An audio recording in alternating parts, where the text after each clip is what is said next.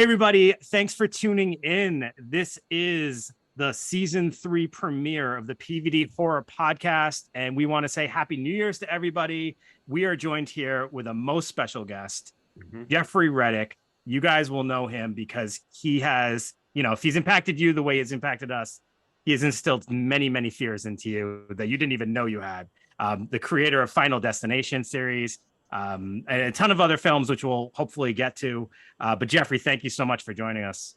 Oh, thank you guys for having me. Happy season premiere. Thank you. No pressure not to mess this up for you guys. Nah, don't worry. Our listeners have low expectations. Don't worry about it. But yeah, Happy New Year's, Jeffrey. Last season, I was just telling you before we started rolling here that we started with Tony Todd and now we start season 3 with you. So, I mean, that's super special to us. So thank you so much. Oh man, Tony's a good friend and I adore the man. So it's an honor to even, yeah. So, I mean, we ended up learning in that interview that Tony Todd had a connection to Rhode Island because he actually lived here for a period of time. And I have a feeling you're going to surprise us and tell us you also have a special connection to Rhode Island. Oh man, see, I'm ruining it already. Damn it. I lived in Jersey. Is that close to Rhode Island? Ooh, we hate Jersey. I lived in New York too, but I always have to throw in Jersey because I stayed there for a year. So I was like, yeah, I lived in New York, but I was like, well, there was a year in Jersey. So, but I was away. Yeah, we have a special connection to Jersey because all the 18 through 21-year-old Jersey kids go to University of Rhode Island. Right, yeah. And they drive like crazy and we can't stand them. So there's the connection. Well, Monster Mania, we usually go down there sometimes. That's where they have the convention. So yeah, absolutely. There you go. And I was saying Happy New Year's because this is we're in January. Yep. But also like Happy New Year's because you are going to be bringing us New Year's Eve. And anybody who listens to the podcast knows that I love holiday horror films. So that's like right up my alley. And maybe we can just start off by like you letting our listeners know about this film that we have coming down the road. Yeah, no, it's really exciting. There's a PJ Starks is a friend of mine. He's a director out of Owensboro, Kentucky, and I'm from Kentucky. And he did a movie during COVID called 13 Slays that I was really impressed with. Very indie, guerrilla kind of, shooting style, but I really loved how it turned out. And he sent me the script over for New Year's Eve, and I loved it. And so I said, yeah, I'll come on board and help get it off the ground. And so he wrote a role for me in it, so that's cool too, because acting was my original love. And it's got Felissa Rose in it and Dave Sheridan. And I'm actually going down to Kentucky at the end of the month to shoot over the weekend. So it's kind of just a nice hometown film, and it's a fun slasher film. Yeah, set around New Year's Eve, and I'm excited to be a part of it. And also just kind of, there's a lot of talented filmmakers. I mean, I'm sure you guys even know, being from Rhode Island, there's always talented filmmakers in places that you don't hear about very often. And so I always love to kind of, help out in Kentucky when I can. It's a great place to tap in with the New Year's horror because, I mean, we have a few, like we have New Year's Evil, there's a couple others, but it's like kind of an untouched holiday, compared to like Christmas. Everybody has a Christmas. Yeah. So that's nice. Yeah, so I'm excited about that, and I'm excited to get back down to Kentucky. So it's going to be a lot of fun. Well, that's cool. We're going to see you on the screen acting, because I'd seen a clip that you were on like a soap opera back in the day. That was the first time you was in stuff. Yeah, that was All My Children. I've been very obsessed with All My Children, and I studied. That's what I started off in New York doing, was studying acting, and I went to the American Academy of Dramatic Arts, and then interned at New Line Cinema while I was doing it. And this was in the '90s, early '90s, and then. It was a much different world back then, as far as casting goes, and as far as casting people of color. So my agent was just like, you're kind of an ethnic boy next, a ethnic version of Michael J. Fox, and I was like, well, that's awesome. Everybody loves Michael J. Fox, and she's like, yeah, but they don't really write roles for like ethnic boy next doors. Like it's like if you rapped or played basketball or something like that. And she was just being honest. So with that, instead of kind of giving up on acting, I decided I was just going to start writing, which is my, second passion after acting. So, because I always knew I wanted to work in the business. And since then, I've snuck in a few cameos in like Day of the Dead. I play a doctor, and in Final Wish, I play a landlord. So I've been able to slip in some cameos in some of my stuff. This is going to be New Year's Eve is going to be my biggest role, but yeah, I keep thinking I want to write something for myself, but I keep getting older, and I'm still writing about murdering teenagers. So I don't think I can quite pass for a teenager at this point. Is it hard to write for yourself though? Is it hard to like create a character that you're gonna play and not be like, because you're gonna always want to give yourself the best qualities and all that stuff? Is it No, hard? I think it would.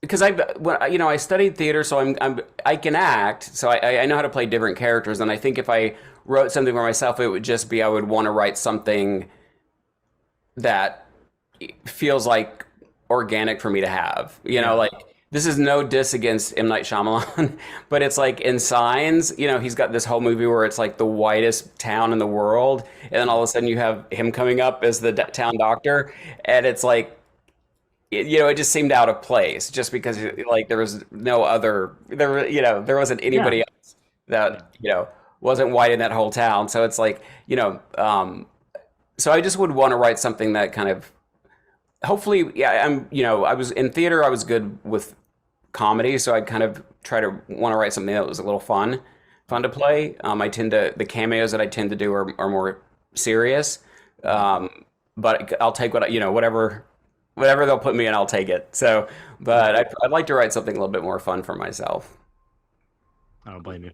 All right, so I want to start off by saying congrats on being nominated for an Animation Emmy Award for The Tale Dark of the Grimm, which is now streaming on Netflix. How was that experience and just going through that whole thing? Yeah, you know what? It came out of nowhere. It was very, very surprising. I got called in for a general meeting for an animation show, and I'm like, all right, I'll take it. And I met this company, Novo Entertainment, and they were amazing.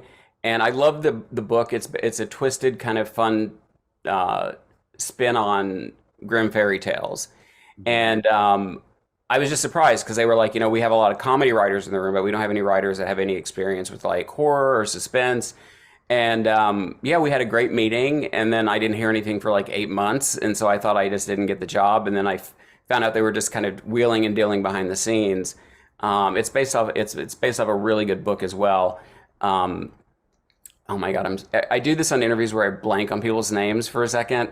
So I'll remember. It's Adam Gidwich who wrote the books, but it happened during COVID, so it was actually kind of a blessing to get work during COVID, and also to work on something that was really fun.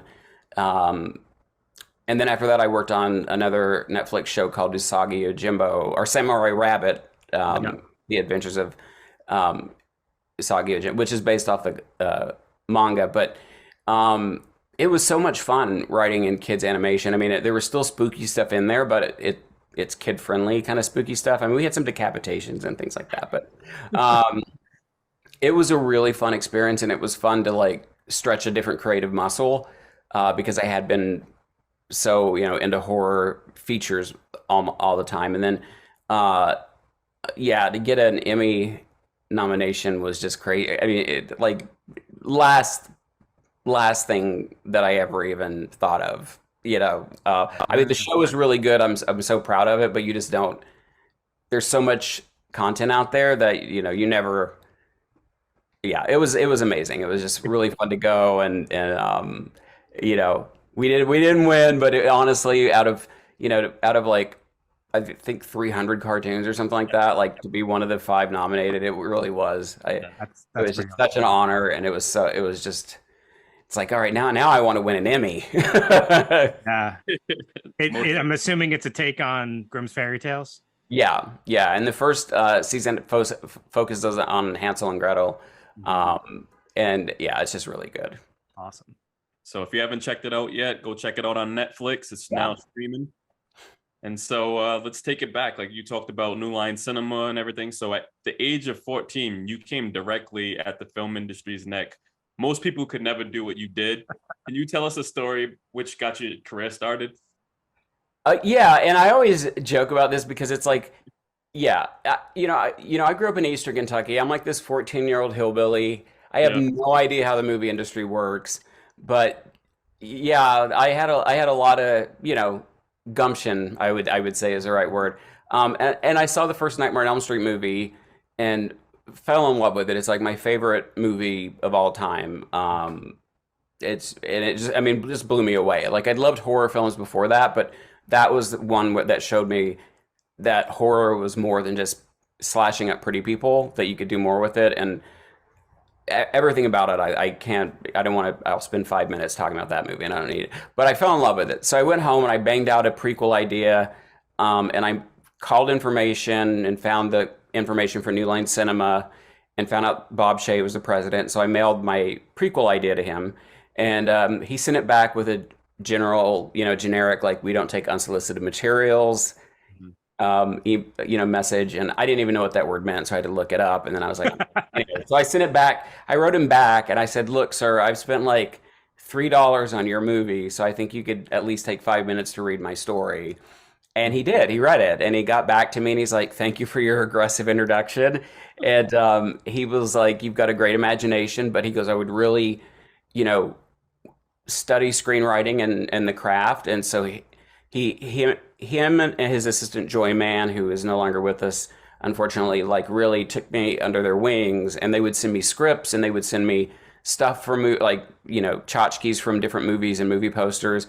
But then just sending me scripts, and poor Joy, when I finally met her, when I met her when I went to New York to study acting, and I was like, being older now, I was like, God bless you for putting up with me when I was so young, because I would call her all the time, and she was so patient with me. And she goes, you were talented, but you were also, you were adorable, like it was just adorable to talk to you. So I'm so glad that they took that time to kind of encourage me, because it really made me read a lot of scripts and learn the formatting and learn a lot about the industry. And then when I went to New York, they did give me an internship at New Line Cinema that was going to only be for the summer. And then when I decided to stay, that internship kept going for a little while, and then they ended up creating a position in-house for me. And I ended up working there for almost 11 years. Okay.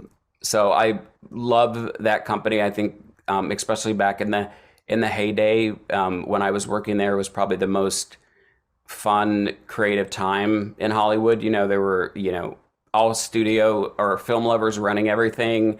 And people, the ideas that they would greenlight was stuff that nobody else would greenlight. I mean, they did House Party, they did Dumb and Dumber, The Mask, they did Blade, which is actually the first Black Marvel superhero. I love Black Panther, Wakanda Forever, but we got to remember Blade, and people back then were like, who wants to see a black vampire killer? And Mike DeLuca was the executive at the time, and he really pushed that project, and Bob really would take chances on stuff like Hairspray and like just movies that other people would never do. And it was just it was really cool to be in that environment. But it was the biggest thing I learned as a writer, because was there were so many times where great scripts would come in, and then a bad script would come in with a great actor attached, and they would end up making the bad script with the big actor attached. So I learned the business side of it. So I learned to separate my ego as much as possible from my writing, because I think a lot of times, whether you're a writer or director, any kind of creative person, you take rejection so personally, because you're putting so much of yourself into your work that every rejection is like, oh, I suck, I'm not any good. And I realized, like, there's so many obstacles to getting that yes, and it just takes one yes. But everybody is kind of afraid of taking a risk on something, because if it fails, then that person's going to get the blame. So everybody kind of plays it as safe as possible, and they're like, well, if we would do this movie if you had an A-list star attached, or we'll do this if it's based off a big book franchise or a famous comic book, we'll do it because there's a built-in audience. So I learned that lesson, which I always try to impart to anybody who's works creatively. It's like rejection, you can't let that define how, your value as an artist. All you can do is kind of keep learning and growing and being open to criticism, because you're always going to be growing. Like, you're never going to be peak of your game until you die. That's such an important message. I think about this stuff all the time, because like presenting, when you're a creative person or you're an artist and you present your final product, it's such a vulnerable feeling. Yeah. So you're just sitting there waiting for, to hear the feedback, and like you're subject to negativity, and then what that does to your psyche after can be, for some people, can be crushing if you don't have a strong mindset and you're not prepared for that. So I think that's such a great message. And, it's funny, I never really thought about it in the realm of like screenwriters and what you probably face when you present your work, and then some trash gets picked over it because it has a name attached to it that like, how do we pass on that name? That's got to be. It's good that I know, like, it was good to learn that, but most people don't, don't know that. And even with like acting, like I've been in acting, auditions where like the perfect actor or actress came in and they would leave, and then one of the people in the room would be like, she looks like my ex-girlfriend, I can't work with her. Like, so some of those decisions are based off the most ridiculous things in the world. And it's still hard not to be, a little stung by rejection, but that's why it's like, I think it's important to keep going and, even create your own content if you can, because it's like, it really is like, there's so many variables outside of your control that have nothing to do with the quality of your work. But I think if you stick with it and you keep growing, you will eventually find the right person to make something happen. Do you feel like the way things are today, where it feels more accessible to just make your own stuff, do you think that's a major benefit, or does that just make things even more competitive? And like, how do you feel about that? Because like, I mean, people are just nowadays, they're kind of like, I'm just going to make it myself. Like, no, I think it's great. I think for several reasons. There's a lot more options out there as far as streamers and stuff like that, as to get your work out there and get it seen. But also, practice makes perfect. So it's like, if you learn from everything you do. Like, I directed my first movie, Don't Look Back, and I learned so much. And I've been on so many sets throughout my career that you think you kind of pick it up all by osmosis. But until you're actually doing it, you don't realize it. And so now that I've done my first one, I know all the things that I will and won't do now on my second one. So I think doing your own thing is helpful for yourself. But if it's good, again, you can get it into festivals, you can get it seen by people, and you don't know what could happen with it. So I definitely think it's a positive. I think it's a positive thing. So I'm a big Freddy Krueger fan, Nightmare on Elm Street franchise fan. I got to ask you, can you elaborate on the details of your prequel to Nightmare on Elm Street? I don't. That's the funny thing is, because I didn't have any. I don't. Long story short, I don't have it anymore. And all I remember was it was a pretty, reading back over it when I was older, it was a pretty generic. Freddy was the janitor. And, he was like, killing and molesting kids. And some teenagers found out about it. And it kind of followed it built up to the finale of, Nightmare on Elm Street that we know. And where he gets off because somebody screwed up. I had one of the detectives screw up did something. I think he planted evidence or something like that. And he got off, and the parents killed him. And then, like, the main teenager that kind of uncovered what Freddy was doing, like, goes to bed that night, and then Freddy, like, wakes him up, and he's like over them. So it was what a 14-year-old would write for a prequel, going off the original film. Yeah. Nice. I seen you had some of the artwork. You did some drawings and stuff. Oh, that was for I didn't realize it, but when I was in high school, I wrote another nightmare movie treatment called Dreamweaver, and it was about a girl who could lucid dream, and then Freddy comes after her and her friends, and she can actually control dreams. And this was actually pre Dream Warriors too, so So yeah, I think it was a pretty cool. Like I still have it, but it's on onion paper. It's that old thin. Yeah. Young people won't know what the hell I'm talking about, but it's a super thin paper where you have to like you had to white it out if you messed. And it was so thin. So I still have that on onion paper, but I drew a picture and I was like, this is the only picture I've drawn that I just think is not even horrible. So I just put it up on Instagram because I thought it was fun. But Yeah. It wasn't bad. It wasn't bad. oh, yeah, for a high schooler, I realized I my big mistake on that was I put gravestones for the characters that died in the first couple of movies, and I realized that I had them dying in um, 80, 1987, which is the year I graduated, but they would have died in 84. So I looked at I saw the picture. I was like, damn it, I messed that up. It's Where's your my film. whiteout? I know we're out. I should have just changed it. That's cool. So, it's cool that you really have so much love for Nightmare on Elm Street. Yeah. I want to know, what was your first horror film that you've ever watched that really got you hooked to horror besides the Nightmare on Elm Street film? The first film I've told the story, but the first film that I didn't watch the whole movie, but my mom was watching Salem's Lot and she wouldn't let me watch it. But I snuck out of the bedroom and watched it. Hmm. And the scene where Danny Glick is like scratching on the window scared the shit out of me. And I had to. My mom and my sister slept in the master bedroom, so I had to like sneak in there at night and sleep on the floor by my mom's bed because I was afraid for Hmm. 3 nights. And my sister knew it, and she knew that I couldn't tell mom I watched the movie. So my sister would take stuff to bed, and she would like be throwing pencils at me at night and stuff.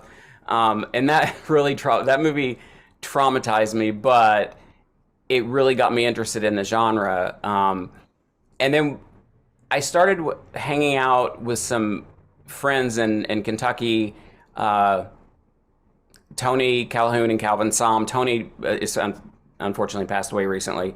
Hopefully, I don't have to say that too many times. Yeah, I know. But we ended up just getting together and we were teenagers, so it was like let's just Friday we saw everything. Friday 13th, Phantasm. There was a guy that worked at a video store that was it was a designed out of a trailer, but he turned it into a video store, and he would just rent us he wouldn't care that we were underage. He would just rent us any R-rated horror film we wanted to see, and so we watched literally everything we could get our hands on. And my mom at first was like, I'm not sure about this, but then her and the other moms were talking. They're like, well, the boys are just like sitting around watching movies all the time. They're not out there getting in trouble. So mom's like, all right. So, yeah, we devoured everything that we could get our hands on. I love any person's story that starts with "I snuck out of my room and caught this scene," because that reminds me of being a kid so bad. Yeah. I caught literally like the sewer scene of the It miniseries. I snuck out of my room and happened to see that scene, and that like ruined me that night. Like, I hope kids are still doing that. I hope they're still sneaking out of their room and catching glimpses of horror movies. Oh, they have their iPhones now with them. They probably don't even have to sneak out. Yeah.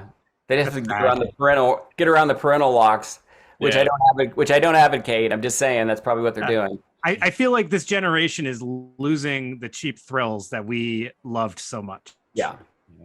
Sad. It's interesting. Technology is wonderful, but even I find myself like addicted to it. Like if I don't have my iPhone with me, I'm like, like and the world's going to end, and then I'll turn it off for a couple hours, and I'm like, yay, the world didn't end. Like it's just like, oh, I'm gonna miss an important phone call, and then I find it later, and nobody's called me. Yeah, absolutely. And that's the life, and it turns into like we have we're kind of turning into a society, and it is, especially with a lot of the younger generation, where they're so used to interacting on their phones if they're not interacting in person. And so I feel like we're kind of losing that, which is why I love movies so much, is that's the one place, a lot of times in some places people will be rude and be on their phones during movies, but that's the one place you can get a group of people together for a communal experience, and get away from it all. So it's amazing. But yeah, Yeah, they're still sneaking around watching stuff. I hope so. I hope so.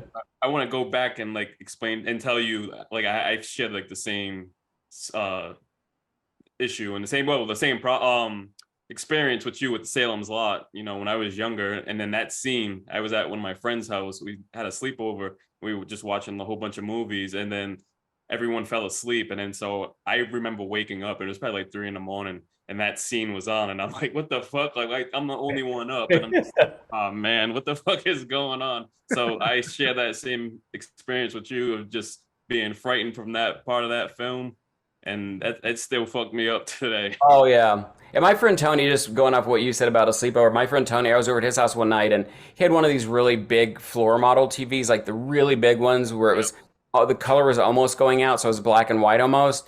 Yeah. And he's like, I'm gonna go to bed, but I'm just gonna pop this movie in Evil Dead. It's not too scary, don't worry about it. Ah, And he went to bed and put Evil Dead on, and that it's scared the crap out of me. Like I can appreciate the fun camp of Sam Raimi now, but when I was young, that movie, that was another where I'm like, you left me alone with that movie in the middle of the night, you son of a bitch.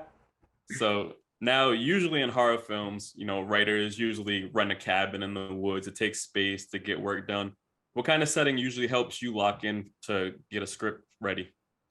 You know, I've been like all over the place. You know, when I worked at New Line, I think having a schedule is very important. I just found as I've gotten older and doing more things, like I don't have the consistency to have a schedule. Like I have to like jump from this project to this project and try to get this thing going. And but when I worked at New Line, it was great because I would go in to work like an hour early and write, and then I would stay for a couple hours after everybody left and write, and then sometimes I'd go in on the weekends. And I found out I could crank through so much work that way.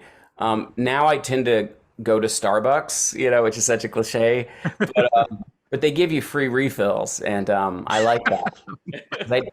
I drink a lot of tea, so so I go to Starbucks a lot because I do need stimulation around me. It's hard for me to like stay at home and, you know, because then I want to play with the cats or watch something on TV and stuff like that. So I do tend to go out to Starbucks and work. But yeah, no, I at some point it's when you live in LA, it's like I could go up to Big Bear, I guess, for the weekend, but then I would just feel like I'd go because I have ADD, so I'd start getting a little like going out of my head, like with no stimulation and nothing to do. right. I'm like, oh, maybe there's a bear out there that'll, you know, try to scare me or something. But yeah, I get up in the morning and you know, honestly, I play a couple of video games on my phone for a little bit and wake up, and then I just start writing. And if you know, there's a couple of things I'm producing, I'll just make calls and things like that, and then I'll just stay up during the day and night, and it's, you know, it's just really finding that inspiration, you know, that inspiration. That's the hardest thing I found anymore is it's not even harder, it's just, you know, like when I started working on a cartoon, I really started getting into it and I fell in love with it, and then it was like cake, you know. Yeah. But getting to that point with an idea, especially when you work in the business so long, because you can't help but think in the back of your head, well, I've got to, not only do I have to write something good, but it has to be something that's commercial and that's going to sell and that's like different. You know, it's hard to get all the business stuff out of your brain. And so that's one of the things I'm trying to do now is like work on something and separate the business part of it out of my brain, but it's just really hard to do. Yeah. Now, your career has stood the test of time. You've changed the face of horror with the Final Destination franchise because it still holds up to this day. And you know, because like I remember watching that film when I was younger, and then now that's one of my my daughter's favorite franchise. You know, she loves Final Destination and she loves Scream. So she just wanted me to tell you that she, you know, what's her name? Ava. Ava. I'll tell Ava. I appreciate her being a fan. That's amazing.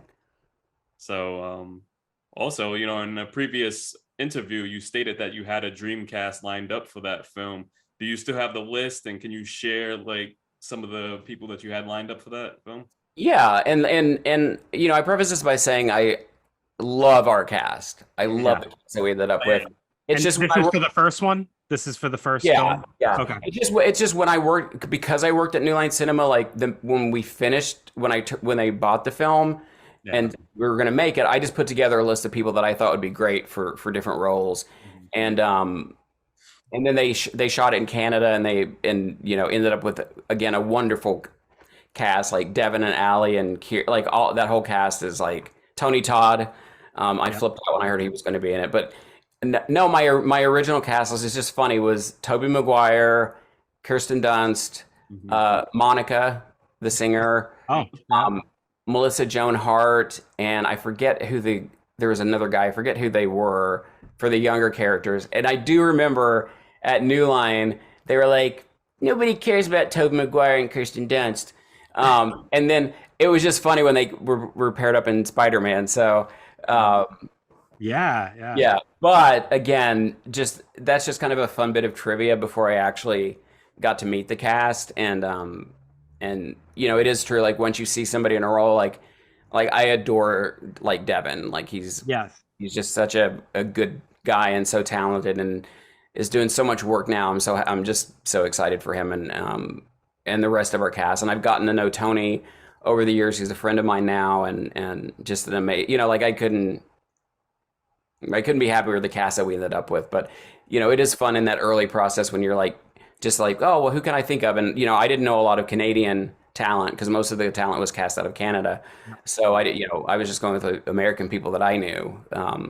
But again, I'm so grateful that we got the cast we did.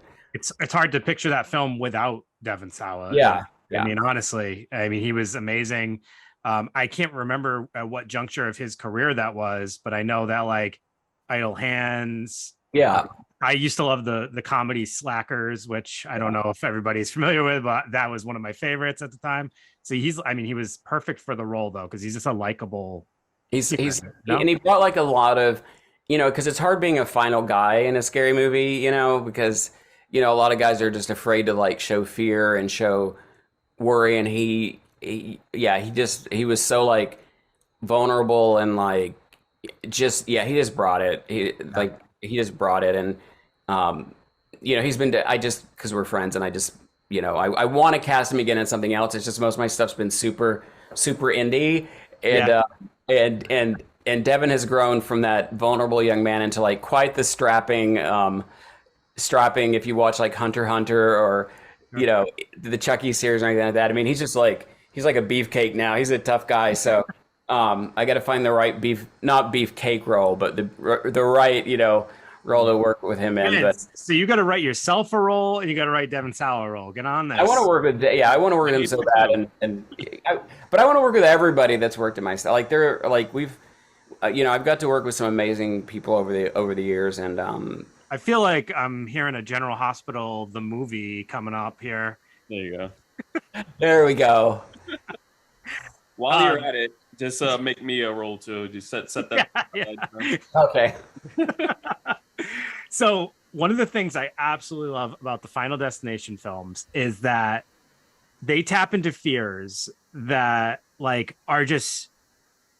Some of them they're recognizable fears that like we know we have, and some of them are like, wow, I didn't even realize how scary that scenario is.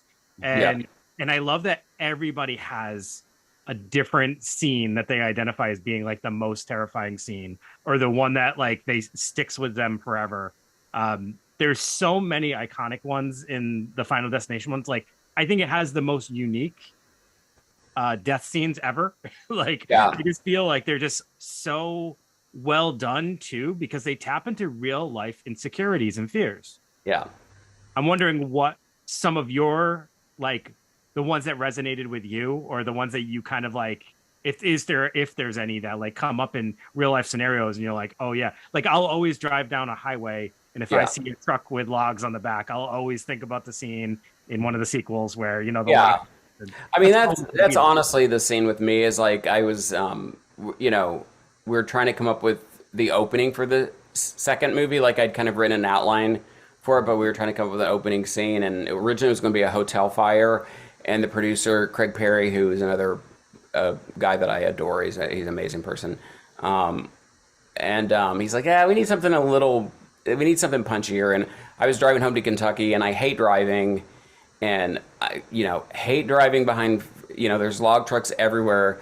and I was just driving home to visit my family, and I got behind a log truck, and I pulled over in the next lane, and then it hit me, and then I pulled off the freeway, and I called Craig, and I was like, what about a log? I was really excited, and I was like, what about a log truck on a freeway? And blah, blah. He's like, what? Slow down, I can't understand you. And I said, I said it again, and he's like, that's the opening. And I think that's my favorite. I don't have any, it's so funny, I don't have any weird, like that's the biggest, because I hate driving so much. Like I'm not afraid of flying. I wouldn't skydive. I mean, people ask me if I'd ever skydive. I'm like, no. Like that's Right. no, I never do. But it's not like I have a fear of it. I always tell people like I'm more afraid of people like than things happening to me like randomly. But I will walk. There's sometimes where I'm walking on the street and you'll have to walk under construction, and in the back of my head I'm like, this would be. I mean, it wouldn't be funny, but it would be kind of ironic if this shit fell on me and like it's like, oh, Final Destination creator dies in a Final Destination thing. But I hope that doesn't happen. I mean, was your intention when writing Final Destination to like how much of it was really to like really tap into real human fears? That's when I write anything, I try to tap into something that's universal, and so the fear of dying obviously is like just something that everybody's afraid of, and not knowing, they always say you never know when your time is going to come. So the idea that people cheated death, and death, it's like, oh, that was your time. And like, because I was thinking there's so many times where people almost like, you almost step onto this sidewalk and a car whizzes by. There's so many times where things almost, and you're like, oh shit, I could have died then. So that was kind of what really stirred up the kind of universality of the movie, is like, there's so many times where we think, oh shit, that could have been, but it's not my time. It's like, well, what if it was your time, but that guy that pulled you back like screwed it up. So that kind of got the general wheels spinning in that, because I think that is just a universal fear that we have. I wish I could come up with a horror movie for like the taxes, because I know people are afraid of death and taxes. I should just write a slasher movie called The Tax Man. I keep joking about this, but I should just go ahead and do it. You should. We'll tell you some thoughts about that off air. We've had some terrible experiences. I just one more thing about this idea. Like during the time while you're writing this and you're coming up with all these scenarios, what was it like to be around you during this time? Were you constantly just telling everybody about all these crazy scenarios that were going on through in your head about how they could possibly die at any like chance like situation?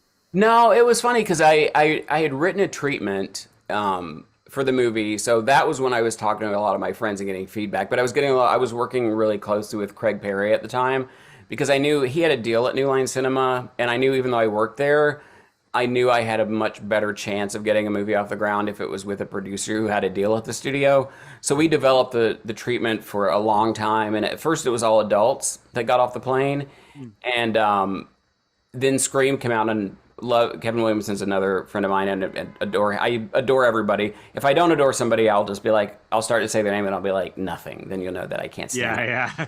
No, but then Scream came out and they're like, well, let's make them teenagers. I'm like, okay, that's easy enough to do. And so by the time New Line pulled the trigger on it, like we'd done so much work on the treatment that writing the first draft of the script was like easy.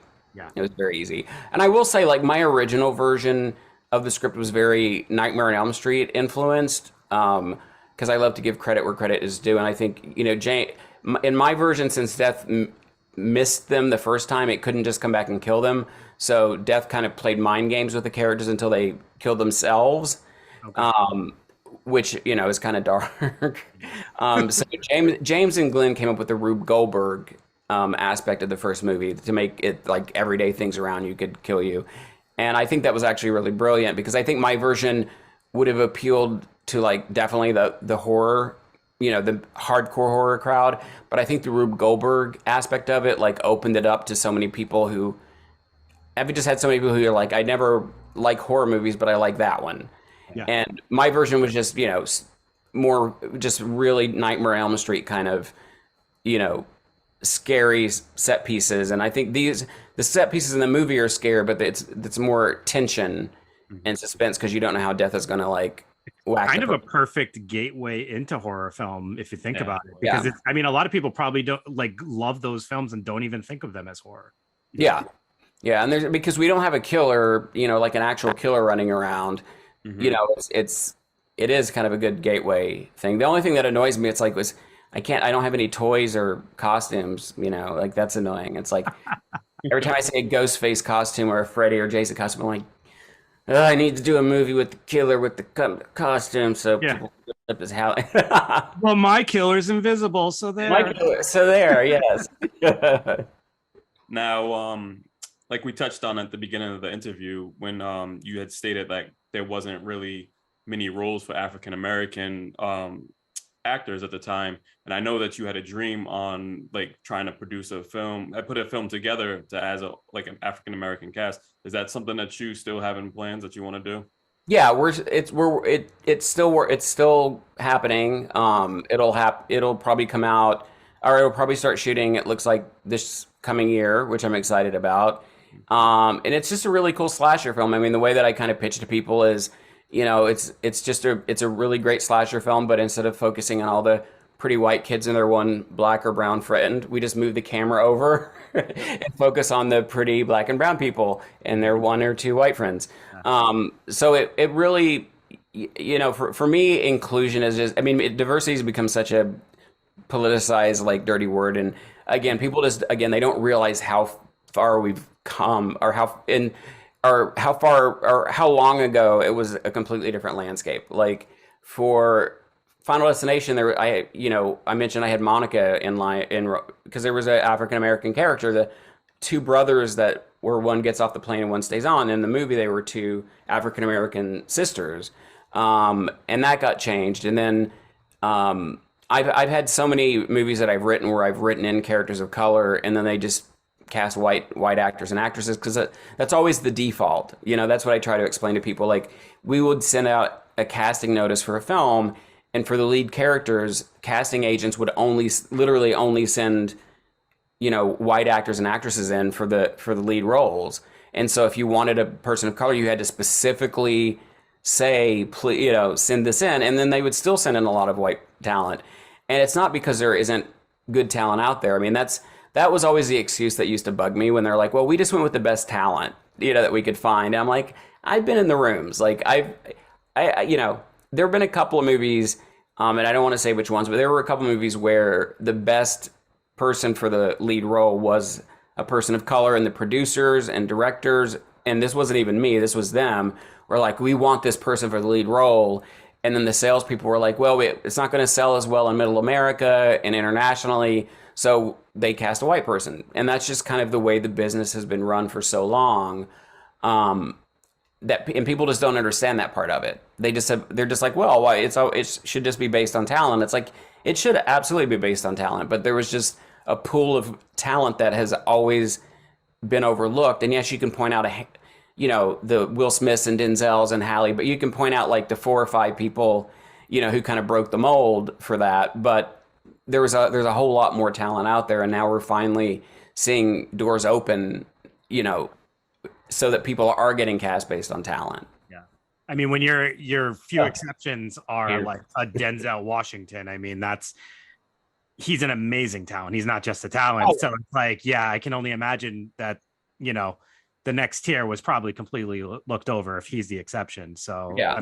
I'm glad to see that you're kind of, actively looking to kind of break that mold, and, also like progress is just needed. Yeah, and it's been a battle. I mean, I've been in the business, over 30 years, and so I've seen it from the inside, just how the decisions are made, and it's been very frustrating because, again, like especially with Final Destination, I'm like, it's set in New York, so let's just make it look like a class from New York would look like. And again, and I always have to joke on this because my mom is white. Love my white mom, and grew up with my white family. So that everything I say, there's no like anti-whiteness in anything that I'm saying. It's just the reality of the business. And I wrote the movie in New York, and I said at least it should look like this is a flight from New York. And if you look on the plane, it's like can't even think if there is anybody that's not white on that plane or in that class. And it's just like that's just not how New York looks. So it's been something I've been fighting for, and it's always been a fight.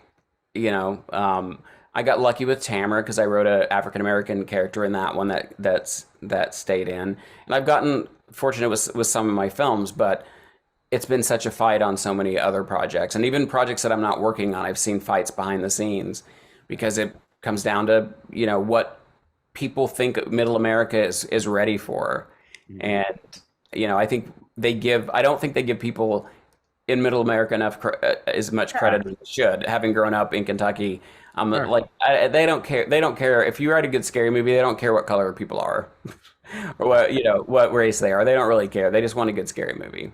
Well, I have the perfect movie since you wanted to get Monica into one of your films. Just tap Brandy also and just kind of make it like a slasher. Oh, I mean Brandy. I've been saying Monica. I meant Brandy.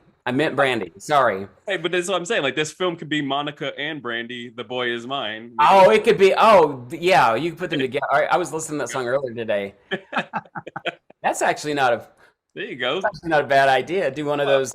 What was the movie with Ali Larter where she Obsessed? Yeah. One of those kind of movies. Yeah. Then if I got those two, I'd have to get Gabriel Union.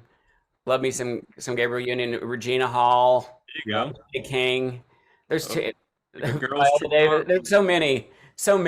Then Angela Bassett would have to be in there. Well, there you go. It's a girls' trip horror movie like The Descent. Yeah. There you go. Throwing some Nia Long. Yeah. Yeah.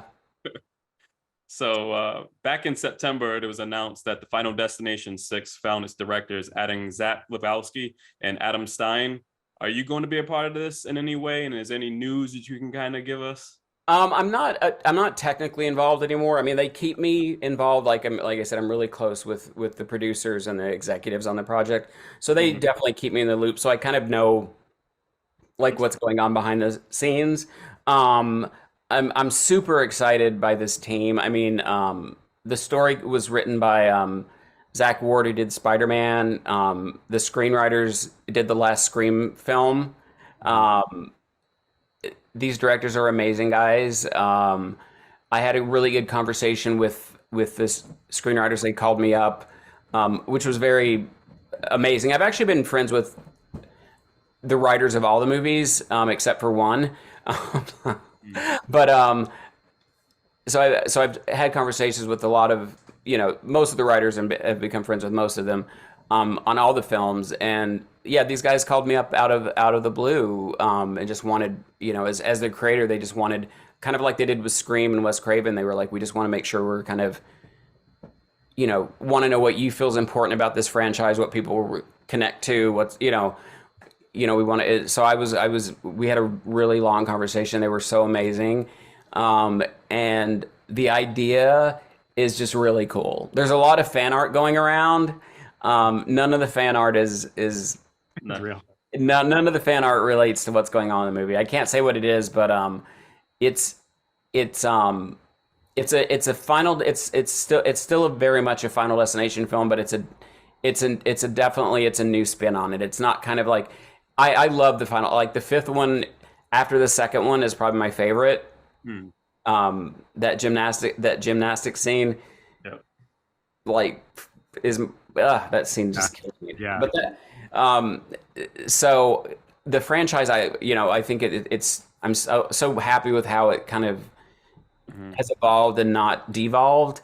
And this next one has the same DNA, but it's not just kind of like, we're setting up kind of the same thing, but there's just one little wrinkle, a lot of the movies are like, a death, a life for, life for a life and new life. And so this one actually branches out more, but in a really smart way. So I'm just really excited, and they're still finishing it, the script part of it. So it's, I don't know when it's going to go into production.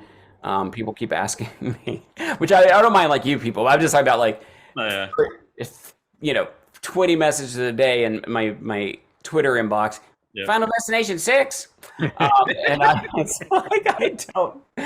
But I'm hoping that it goes into production this year. That's what I'm hoping. But I honestly couldn't be happier with the team behind it, and I think franchises need that. I think they need, and I don't know if you heard the story about how the directors got the job, but Uh, fucking brilliant. They did a Zoom pitch, mhm. but while they're pitching, there's like a fireplace behind them, and all of a sudden the fire gets out of control. So they get up and they're like putting out the fire, and then a fan like falls on one of their heads and like decapitates them.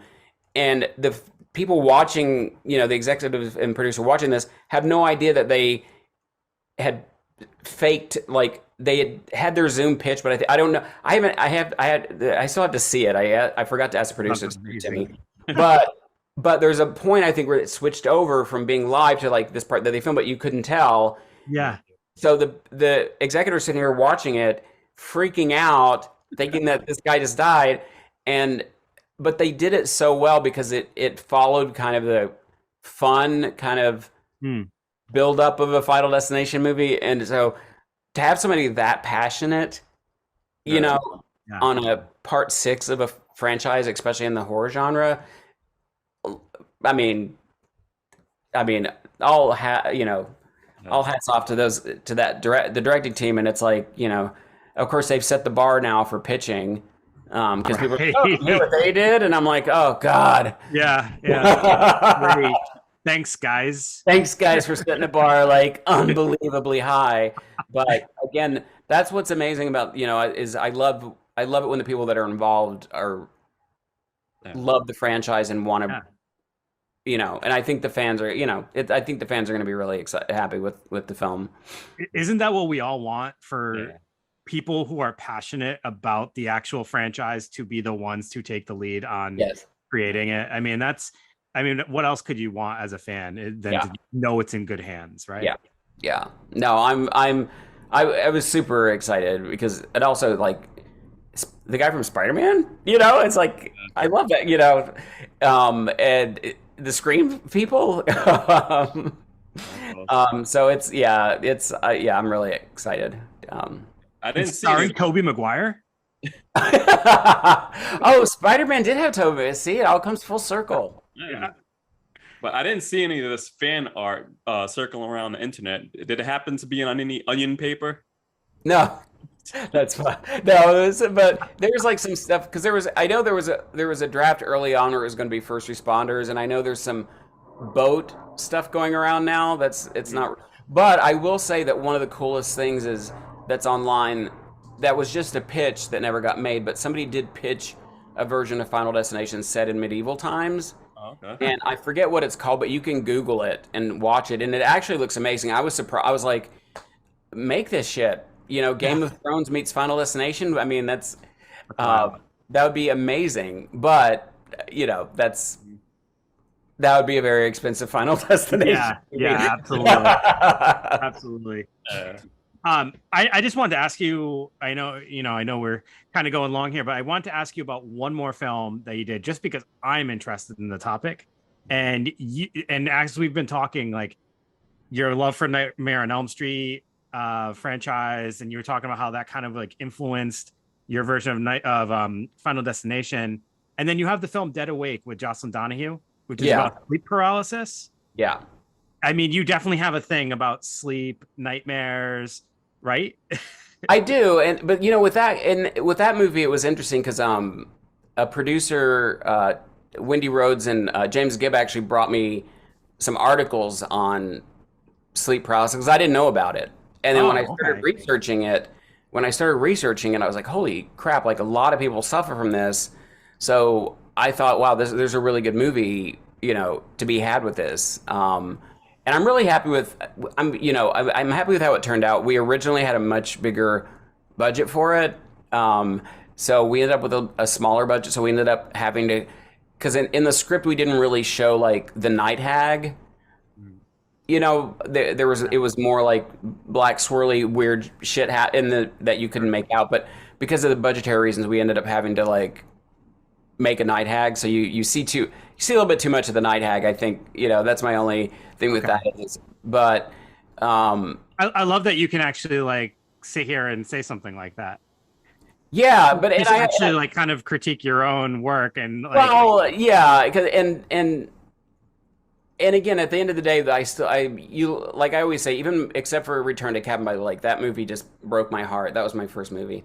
Because it was then I'll get back on Dead Awake, but it was a sequel to this Judd Nelson movie that was on USA Network.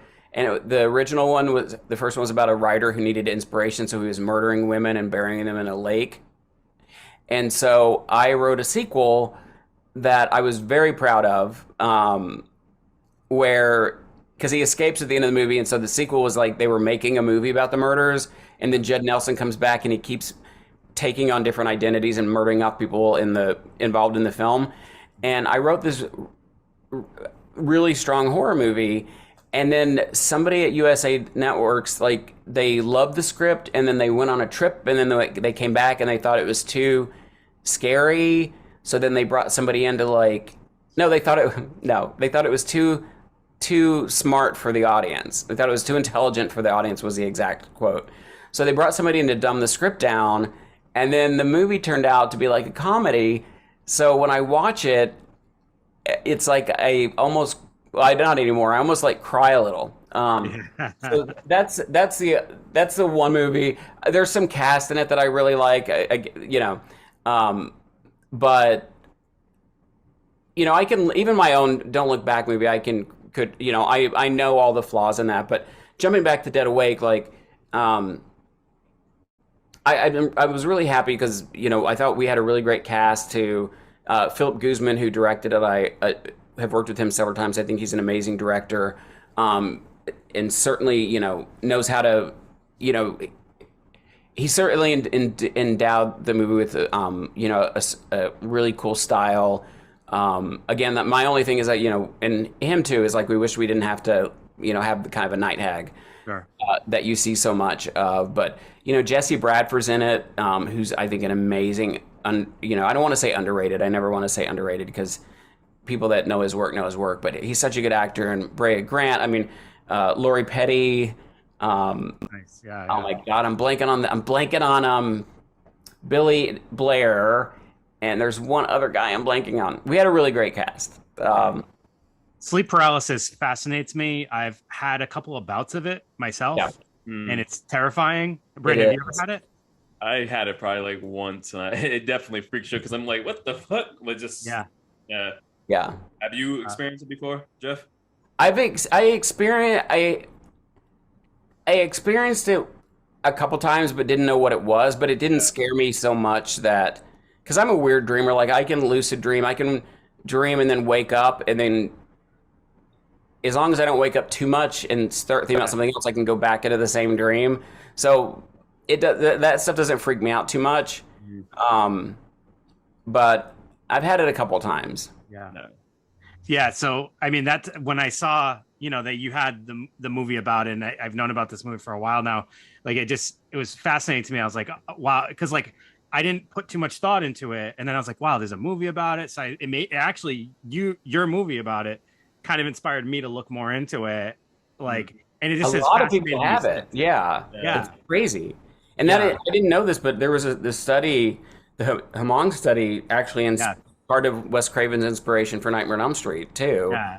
So the son's sudden unexpected nocturnal death syndrome is like the most fascinating thing. I encourage people to look into that, because if you want to hear about terrifying, that's absolutely terrifying. But yeah, I just wanted to ask you about that, because I just find it fascinating. And now there's like all these like themes of dreams, and you're kind of like how they're influencing some of your work. So I thought that was cool. Yeah. I still want to do it.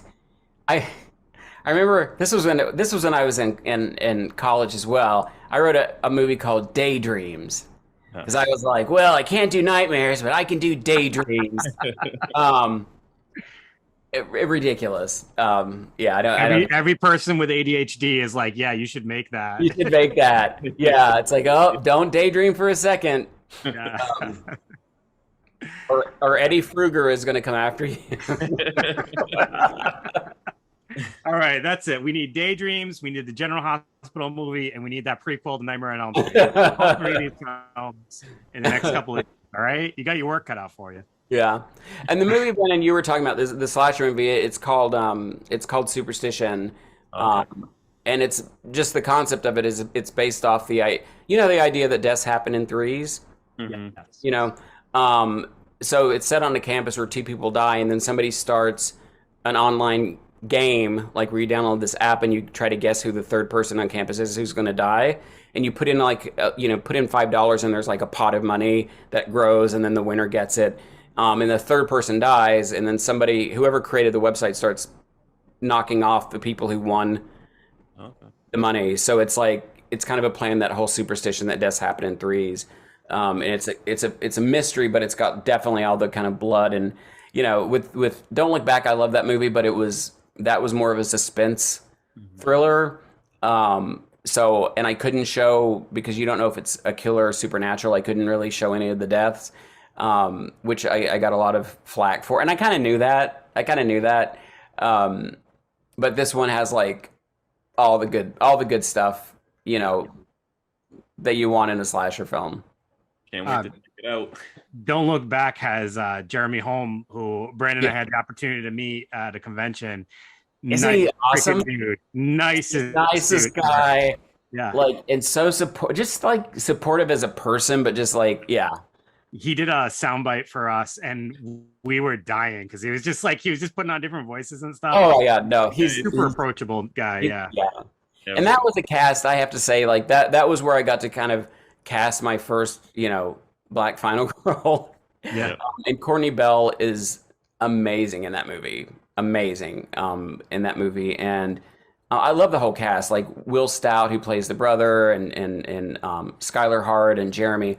That was such a fun, again, very ambitious movie for the budget we had. Like we had crows, we had rain machines, we had a lot of stuff that you probably shouldn't have in a movie if you don't have the budget for it. But it was a really fun movie to make and a great learning experience. But again, got to work with some amazing talent. Yeah. I mean, that sounds like kind of just capturing your career. It sounds like that's kind of a theme. Like you're making work that you want to make, but also you're getting to work with amazing people. It sounds like. Yeah.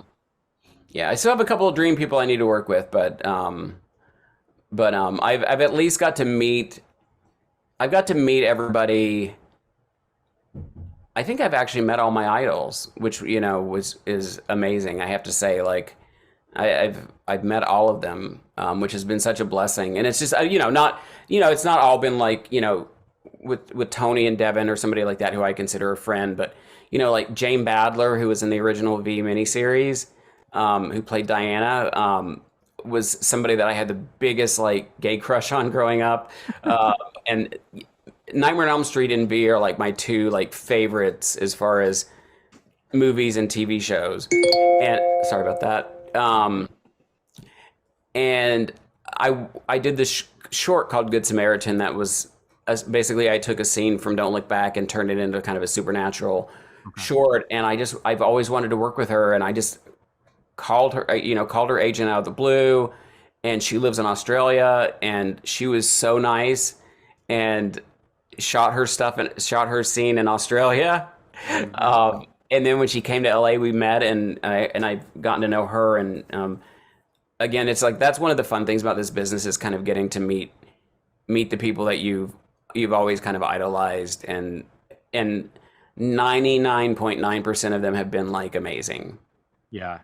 So many of them have been amazing that, probably because I love horror and sci-fi, and those people tend to be the coolest, but that's what we always say that every honestly though, when the people that we've met, it's couldn't ask for nicer people, couldn't ask for better experiences. Yeah. Now, Jeffrey, if you could have the opportunity to kind of contact 14-year-old you, what would you tell him?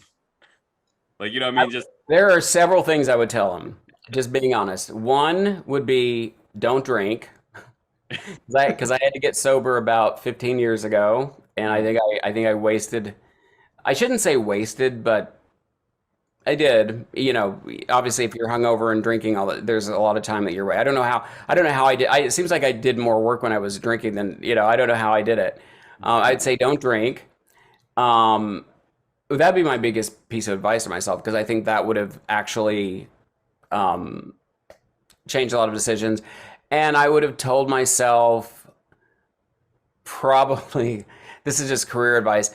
After you, because I love like comfort. I'm a creature of habit. So I literally stayed at New Line after I sold the treatment for Nightmare on Elm Street. I mean, for Final Destination 2. So the movie, the first Final Destination, I sold it in '97. I stayed at New Line till the movie came out, sold the sequel, and I was still working at New Line. And finally, New Line had to have an intervention with me, because they're like, Jeffrey, we love you, but you are a writer now. Like, you need to go out, you need to leave the nest. Yeah. And so there's a part of me that's like, I would have told myself, like, when you sold the first script, you probably should have went out to LA and milked it. Yeah. But I think I think the drinking thing is the biggest thing, because I think that anything that I've ever done that I regretted or don't remember has been because of drinking. And I've just lost so many friends to drugs and alcohol that, that's something that sobriety is really important to me. But everything else, I mean, I've got to say, like, I've not made all the right choices, and that's not even about sobriety. I mean, with work stuff, like, I just like to keep working. So sometimes I make rash decisions and get involved in projects that maybe don't pan out and things like that. But I've just always been true to myself and treated people, with respect, and I've never screwed anybody over. Like, I've certainly had opportunities where I'm working with people that are like, well, we could cut this person out and do this, and I'm like, no. So I at least know that I've worked with integrity as far as is how I treat people in this business. So I don't have any regrets with anything, except, but the funny thing is, I was a snobby non-drinker. Like, before I started drinking, I'd be like, I don't need alcohol to have fun. Yeah. So I was a really cocky person before I started drinking, and then I was like, well, now I have sympathy for addiction. So the silver lining of that is, like, I'm very aware and understand addiction. So that's a bright side of that. And yeah, I mean, that's probably what I would have told myself. And there was a German doctor that really was in love with me in New York, and I was like, oh, I'm too young to be in love. Maybe I should have stuck with that German doctor, because dating in Hollywood is not fun. Oh boy.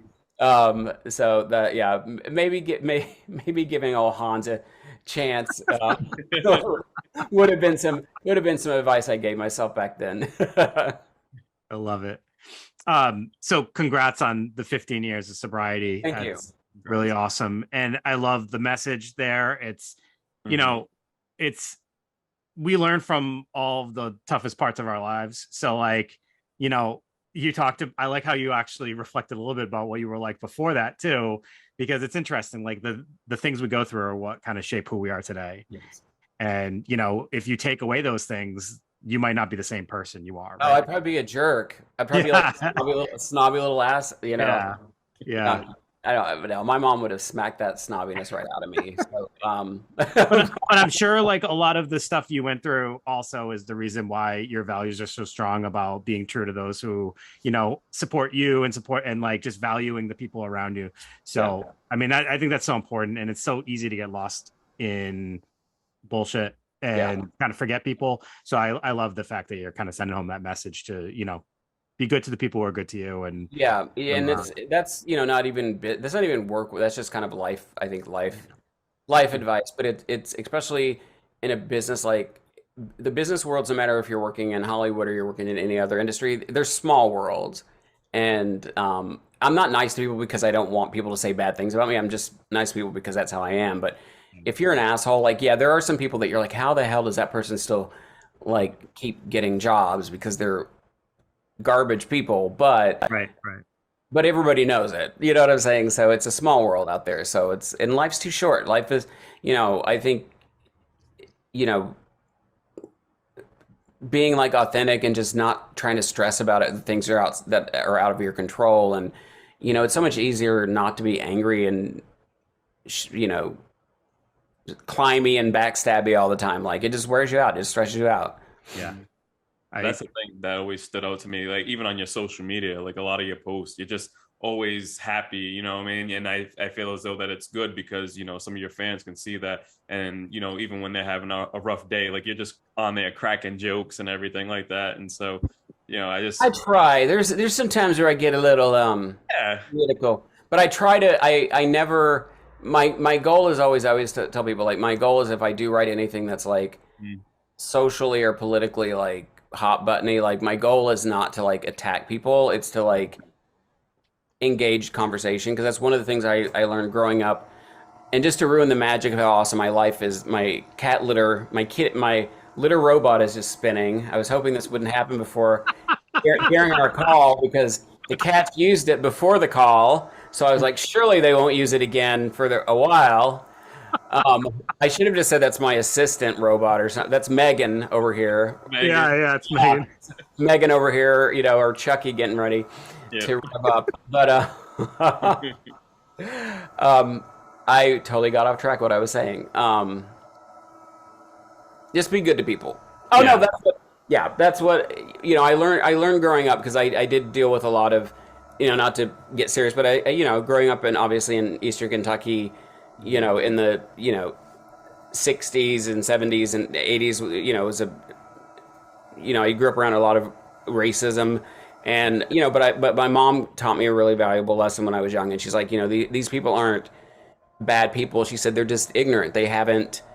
It wasn't educationally. It's just they have never seen anybody like you before. So everything they know is from what their parents have told them or what they see on TV. So you have to, you know, kind of pray for them and just give them time to get to know you, and they will change. And I've seen that happen, you know, with people that were racist and homophobic. So that's why I see so many people now, it seems like, especially on social media, it's all about like, let's try to fight about everything or let's get offended by everything and attack everybody. And it's like, it's easy to fall into that, but it's like, what's your point? Like, you're not going to change anybody. No. You know, do you want to try to get through to somebody so that they can kind of understand that you're a human being and an equal, or do you want to prove yourself right? And I think a lot of people on social media just try to prove themselves right, and stuff. But anyway, no, I agree with I'll get off my soapbox. I think it's important stuff for people to hear, and you know, someone can be happy and also have views, and as long as in our opinion, as long as their views are to create dialogue or actually bring people together, for it. So honestly, amazing. Thank you so much for joining us. This was a pleasure, but like also like exceeded our expectations, I think, of how our conversation could have gone. You're super comfortable to talk to, and I enjoyed every moment of this. So thank you. Oh no! Again, thank you guys for having me. And I'll be back, as Arnold Schwarzenegger said at some point. Yes. So honest, but I don't know if you mentioned. Do we have like an idea for New Year's Eve? I think you were saying they're still filming, so probably. They're filming. I don't know when that's coming out because I know they're filming on the weekends for a couple of months. So, and I think I'm coming in for the first week of filming. So I'm not sure when that's going to come out, but hopefully 2023. Okay. Hopefully 2023, and then hopefully this year I'll be shooting Superstition, which I'm excited about. I've got another animated show over at Netflix with the same team behind A Tale Dark and Grim that we're hoping they go forward with. I mean, Netflix is going through some growing pains right now, and there's we're still hanging in there. Like they haven't canceled us yet, so I'm really excited about that. And we'll see and I'm producing a couple things, but it's always, you know, until you get it financed, it's like